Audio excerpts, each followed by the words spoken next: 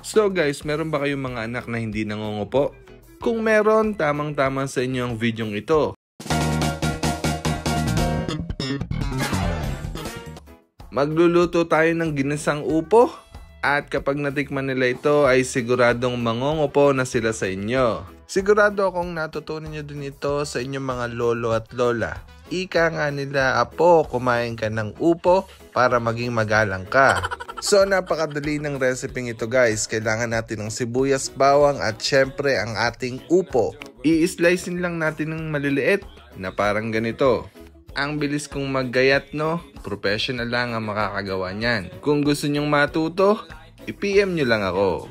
Ang isusunod nating ipe-prepare guys ay ang ating kamatis. Yan, fresh na fresh pa. I-slice lang din natin ng maliliit na parang ganito.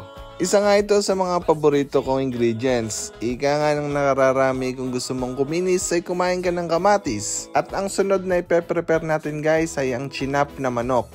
Alright guys, so ready na mga ingredients para sa recipe natin ginisang upo. Lutuin na natin, let's go!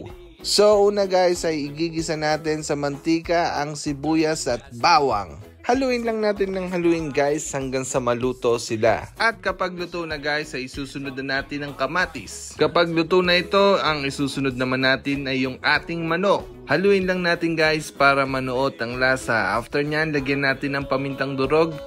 At nga pala guys, para maging epektibo ang magic ng niluluto natin ito, ay i-like natin ang video in 3, 2, 1.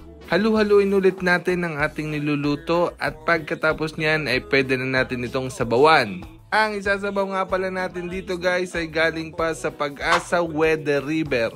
Joke lang. At kapag kumukulo na ay pwede na nating ilagay ang nakakapagpagalang na gulay, ang upo. Mabilis lang itong maluto, mga 2 minuto. At yan, pine-prepare na natin guys. Excited na akong ipatikim to sa mga anak ko para matuto silang mangupo. Alright guys, diba napakadali lang iluto nito? Alright guys, so kung natuto kayo ng panibagong recipe, ay i-like natin ang video na ito para maging updated kayo sa mga susunod pa nating upload. A few moments later.